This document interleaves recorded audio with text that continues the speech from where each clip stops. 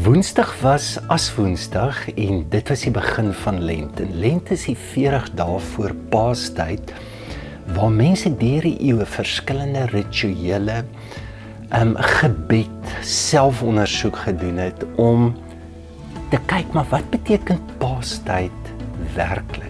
Dis nie net 'n storie wat een of ander transaksie vir my daarstel om vinnig in die hemel te kom nie, maar daardie oorgee, die doodgaan, die opstanding, hoe werk dit binne my? Of in Jesus se woorde, neem jou kruis elke dag op.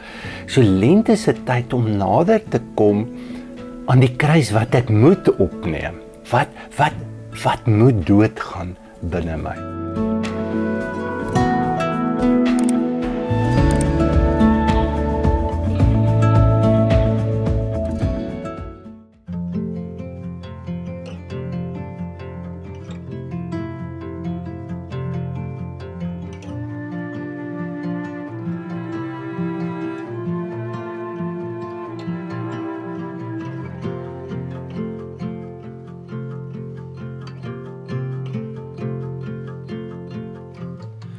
From dust we've come, and dust we are, and shall return.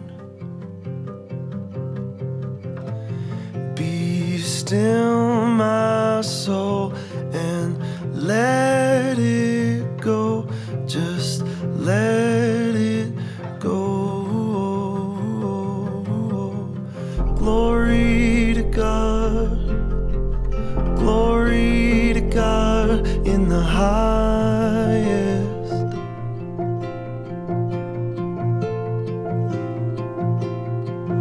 Glory to God. Glory to God in the highest.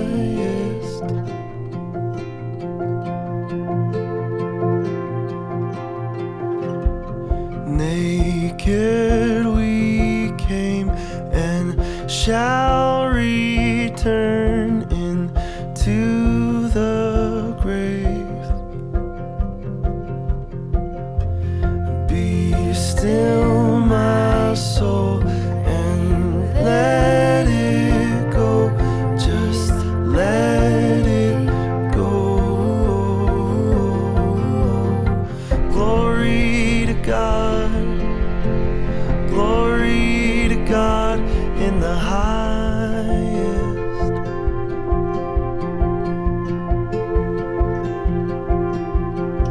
Glory to God. Glory to God in the highest.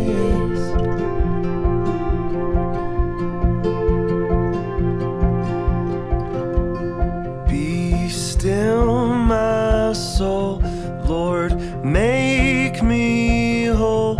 Lord, make me whole. Be still, my soul, Lord, make me whole. Lord, make me whole. Lord, make me whole. Be still, my soul, Lord, make me whole. Lord, make me whole. Glory to God. Glory to God. Glory to God. Glory to God.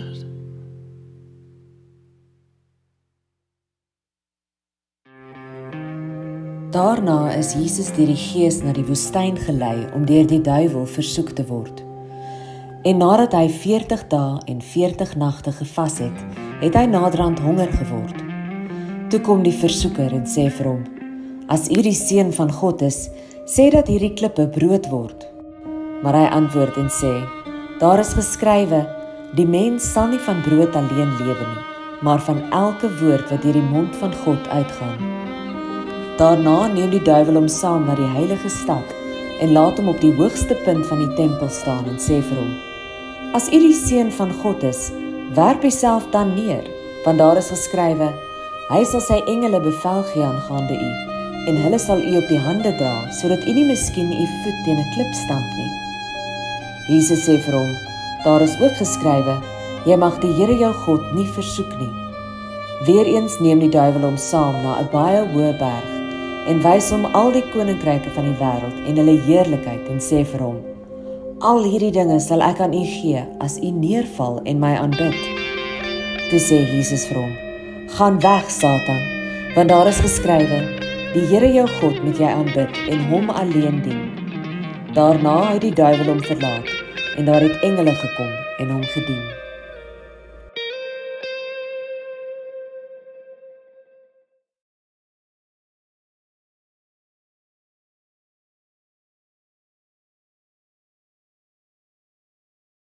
Goeiemôre, dis baie lekker saam met jou vandag. Woensdag was Aswoensdag en dit was die begin van Lent. En Lent is die 40 dae voor Paastyd, waar mense deur die eeue verskillende rituele, gebed, selfondersoek gedoen het om te kyk, maar wat beteken Paastyd werklik? Dis nie net 'n storie wat een of ander transaksie vir my daar stel om vinnig in die hemel te kom nie, maar daardie oorgee, die doodgaan, die opstanding, hoe werk dit binne my? Of in Jesus se woorde, neem jou kruis elke dag op. So Lent is 'n tyd om nader te kom aan die kruis wat ek moet opneem. Wat moet doodgaan binne my? Nou, voordat ek gesels, kom ons kyk na Sarah Miles wat praat oor Aswoensdag.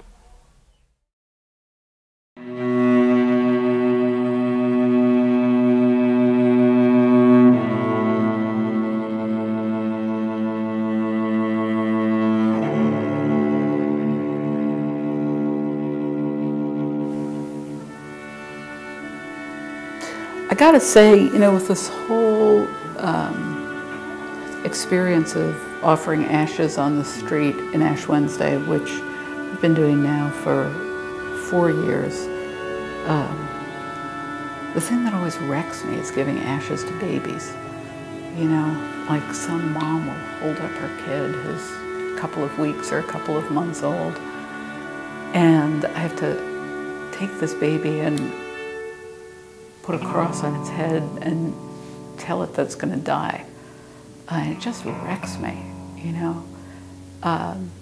It's funny, last year I realized that cross of ash was so much like the cross you get on your head when you're baptized. And it really made me remember my own baptism, because I was just scared shitless. I was like, I don't want to do this. This is not my idea. I felt like I had to do it, and I was being pulled toward it. But I was also like, whoa, that water is dark. I don't want to go down in there. I don't want to die. And it wasn't,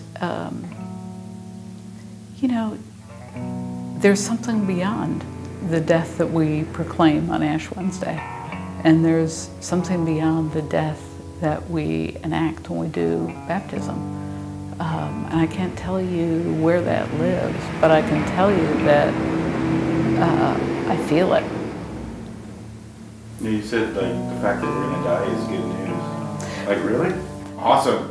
Well, there aren't a lot of places in the world where you go and you hear the truth, right? And I think one of the reasons why people literally run after me on the street in Ash Wednesday saying, wait, can I have some of those? Wait a minute, my mom's in the car, she wants some. Wait a minute, hold on, I want to give you my baby so you can give them ashes.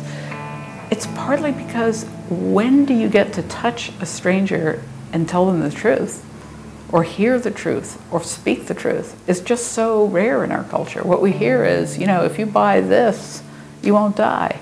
Are you saying we won't get out of here alive? We keep trying to, sell this idea that we're immortal and that we're in charge of our lives and that we can manage all these outcomes, but we can't. People know that. And it's sort of a relief, finally. My friend who's a chaplain at the hospital, works in pediatrics, works with a lot of dying kids. And he said, man, on Ash Wednesday, even the doctors are relieved that they're not in charge. Like they're just another person with some dirt on their head, right? They're not immortal, they're not gods. So I think we fight all the time against this fantasy that we want to be gods and in charge. And then there's this incredible, sweet, deep relief when you realize I'm not in charge. God's in charge. That's good news.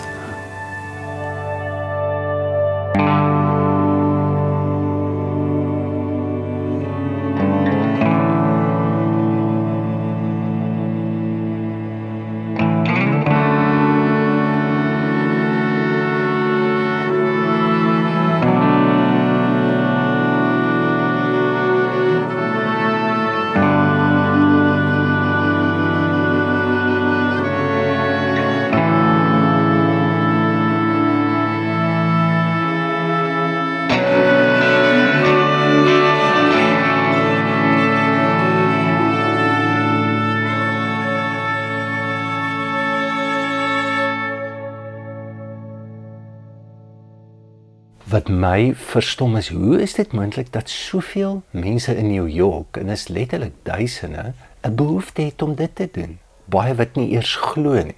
Dis mos nie jou Bybelbelt omgewing daai. Is dit dalk hierdie ding wat ek en jy dra, 'n stukkie protes in ons teen die status quo, dat ons weet, die status quo vir my eie lewe, ons weet ons moet verander.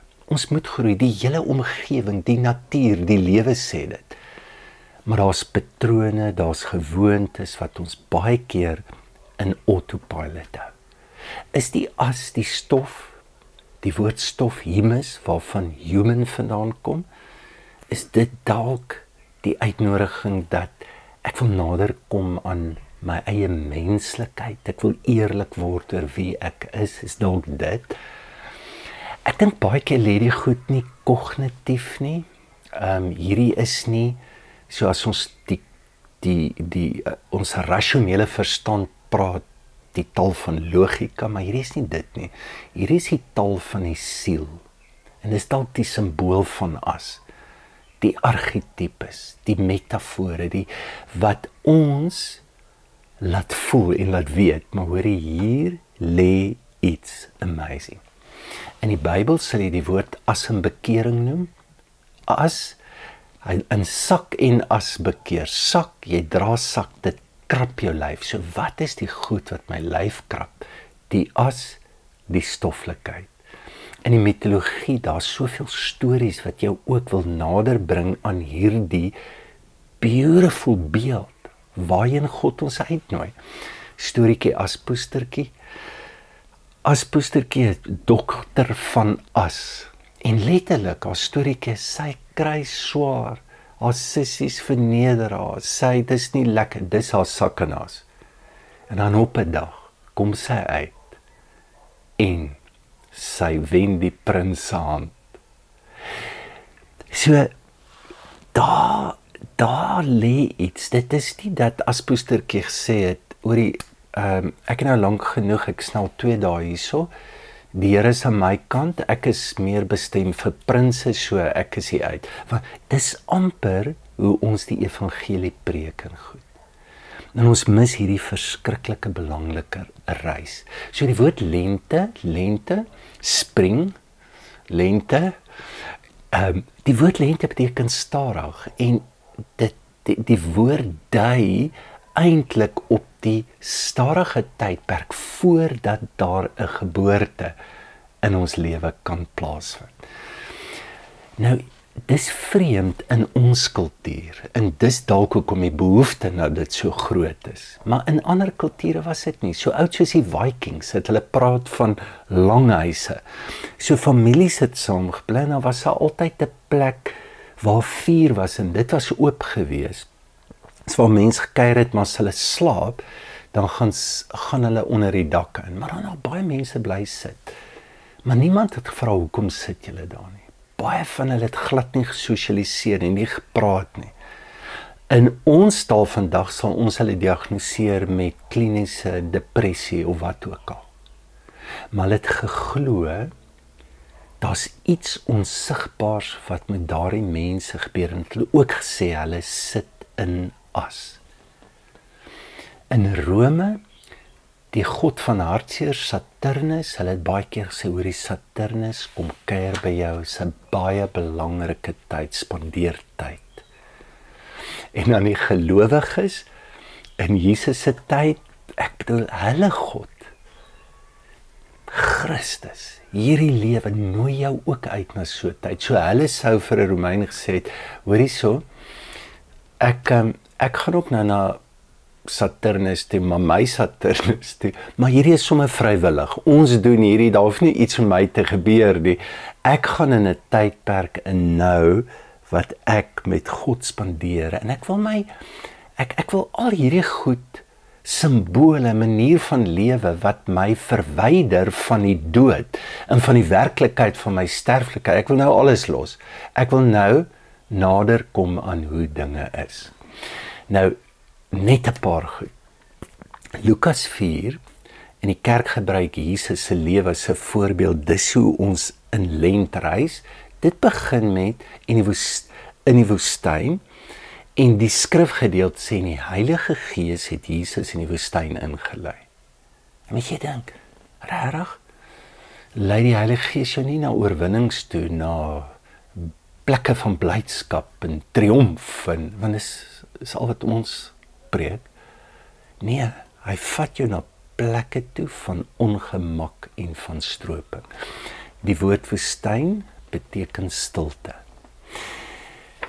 Dallas Willard sê, if you don't come apart for a while, you will come apart after a while. En kyk, baie van ons wat hierdie druk van die lewe probeer regmaak met vakansies en hierdie eksotiese breakaways en goed, kan nie jou siege vashou nie. Dit kan nie. Hierdie is 'n ander breek. Lent is 'n breek wat jy wegbreek met God. Jesus sê, die een vertaling sê, get away with me and you will recover your life. Dis 'n tyd wat jy jou lewe in God herontdek en ontdek. So ek wil jou vra, kan jy daai trek voel? Die Heilige Gees trek op. So as lent vir jou iets is, weet jy, ek gaan bietjie alkohol opgee, ek gaan nie vleis eet nie, is nie waar dit gaan nie.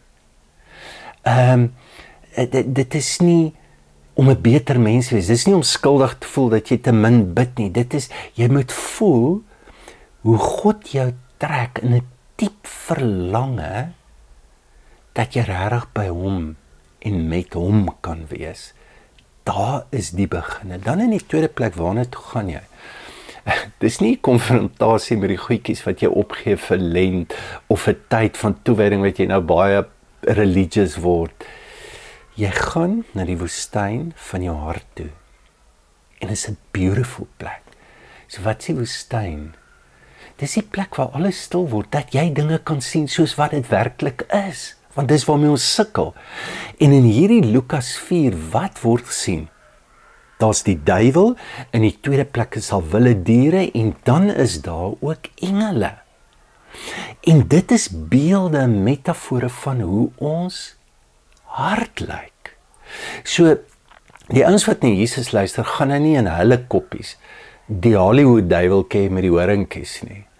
Hulle werk met die betekenis van woorde, want die betekenis van woorde het vir jou die beelde, en die duiwel, dit beteken diabolos. So, wat gooi jou weg? Wat se stemme trek jou weg van die stemme wat jy in jou lewe moet hoor?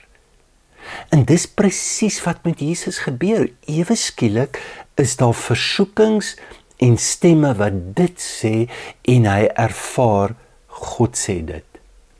Dis lent. Dis die breekdeel waarop jy begin te loop.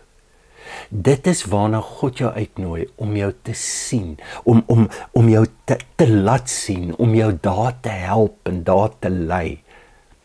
Dis daardie plek. Dit is die plek wat jy betree. Ander woord wat ons kan sê vir die wilde diere, die duiwels, dis die verbloemde chaos in ons lewe. Dis jou woede, dit is jou jaloesie, dis jou onopgeloste pyn, dis jou fantasie, dis jou verslawings, dit is jou seksuele kompleksiteit, dis jou onvermoë om te bid, dit is jou ongeloof, dit is daai som totaal van die goed wat ons nooit na toe gaan nie. En hier is die probleem met normaal eet, normale routines, en maar net aan te gaan soos wat jy altyd aangaan, dit beskerm jou teen die chaos. Dit verbloem dit wat jy werklik in jou lewe moet sien. En hoe lewe ons? In 'n kultuur van gremering en linne, nie in sak en as nie. Ons maak op, ons steek weg, ons het gladde oppervlaktes, ons het hierdie gefiltreerde beelde en gekunstelde perfeksie, wat ons altyd net voorhou en alles te doen met, het lyk my ons is vir ewig hier, is onsterflikheid, is 'n leuen. Hoe gaan ek na die ongemak toe van my eie lewe? Hoe sien ek werklik die waarheid soos wat dit is? En hoe ervaar ek my eie sterflikheid, my eie gebrokenheid, my eie sukkel om werklik die lewe te kan lewe soos wat God wil hê? Ek het hierdie wêreld moet lief hê. Dis lent.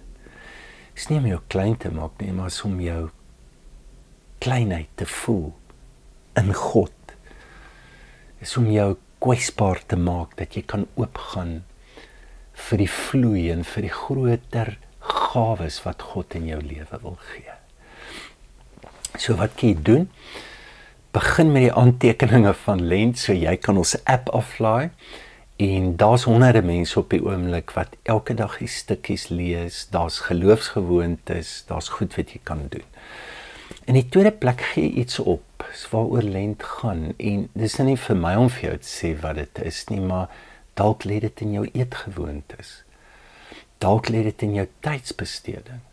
As jy 12 uur 'n week oefen, maar jy oefen nie geestelik nie, dan los 'n gedeelte van daai oefening. Die Bybel sê liggaamlike oefening het weinig nut, sê nie niks nie, maar oefening in godsaligheid het 'n groot wins. Vat jou digitale afhanklikheid en in steede van om soveel te lees, om gou Instagram te scroll of goed, probeer jou hart lees. Wat ook al eerste na jou te kom, volg dit en doen dit. En dan sê maar jy gee alkohol op, en jy kry daai verlange, want jy drink elke dag. Werk met daai verlange. Wat is dit? Wat voel ek nou? Wat se dieper uitnodiging? Want alles het eintlik, net die begeerte na iets is eintlik jou begeerte na God toe. En probeer dit te volg, hoe daardie menslike behoeftes jou in 'n dieper en 'n groter behoefte in God kan sit. Mag hierdie tyd vir ons almal ongelooflik wees, en mag God jou besoek. Kom ons bid saam. Here, dankie vir hierdie tyd, en dankie dat U stadig en liefdevol begeer om ons te trek in die plek in ons hart wat ons duidelik kan sien. Amen. Dankie vir die saamwees, dit was baie lekker saam met jou. Ons sien uit na hierdie tyd wat voor lê. En baie dankie ook vir julle ondersteuning. Jy kan deur Snapscan gee, of jy kan sommer op die web loer. Daar's verskeie plekke waarmee jy kan ondersteun. En loer sommer net die afkondigs, daar's nou onderskeidingstydperke, is 'n amazing tyd ook om dalk weg te breek in Lent. Geniet die dag.